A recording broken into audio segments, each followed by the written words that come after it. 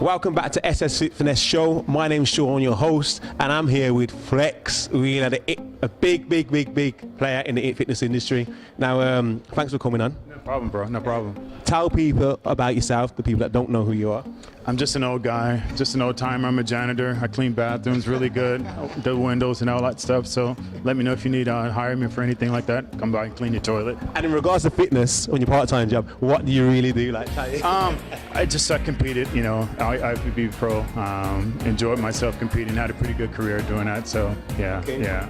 So what the show is about, we talk about the fitness industry now, how big of a part social media has played, because we've got guys that compete.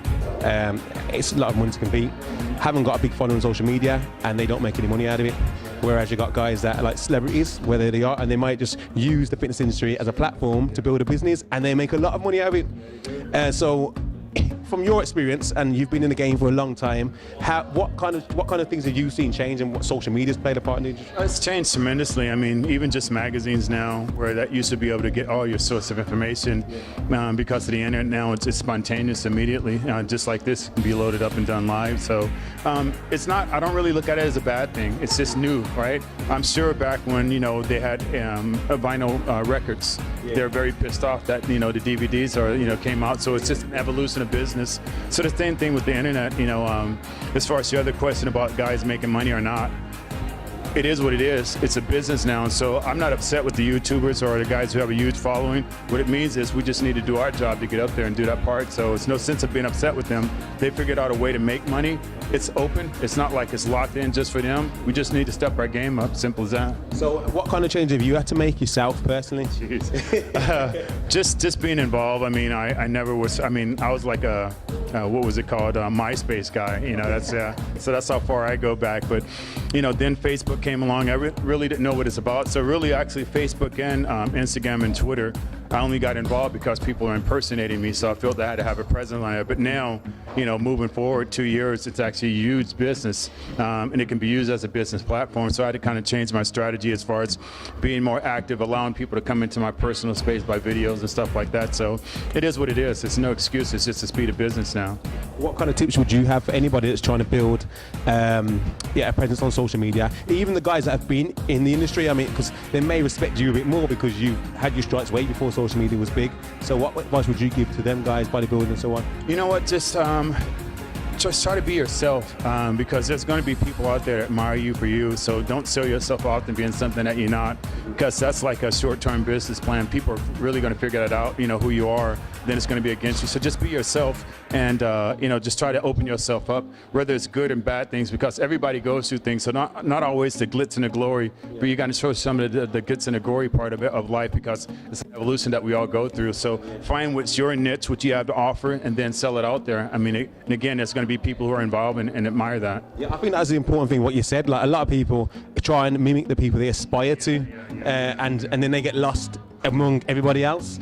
It's like, a good friend of mine, CT Fletcher, that's his, he owned that market, that's just him. But now I see a lot of guys trying to be raw and cussing like that, and it just doesn't come across. I mean, find yourself and be yourself, and then hopefully people will inspire one after you.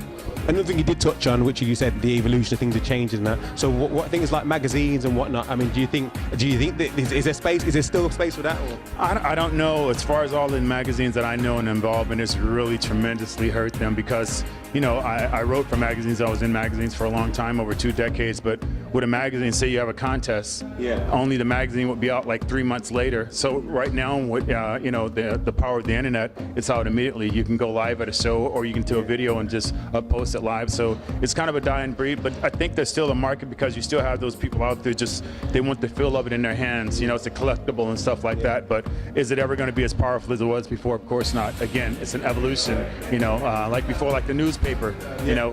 People used to get the news to the newspaper. It's not like that anymore. So it's moved on. So it's not a good or a bad thing. It's just progress. And engaging with followers, being able to speak to people firsthand. I assume people must be messaging you, DMing you, asking you lots of things. I mean, how's that for you, getting straight to director like people? That never bothered me. I mean, because I've always been pretty open anyway, in a good and a bad way. I've always really been open. So I take care of all my Instagram, my Facebook, my Twitter. I respond to everybody. I do it all myself. So I enjoy it. I mean, sometimes there's some weirdos and some crazy stuff that comes through. So if it's too crazy, I'll just delete them out. You know, if not, I just try to just leave it alone and let people have. And the women, yeah. You married? I know what you do. Oh no, I'm married 100%. Okay, shoot. Okay, No, but still, I mean, while I was here, I just got some nude photos sent to me, so I just block them out and everything like that. Yeah, just block them. But it's some crazy people out there, man. So what's next for you now? Like, Well, I'm involved in a company called Black Skull. I have my own line with them, so that's a global company. So we do global networking.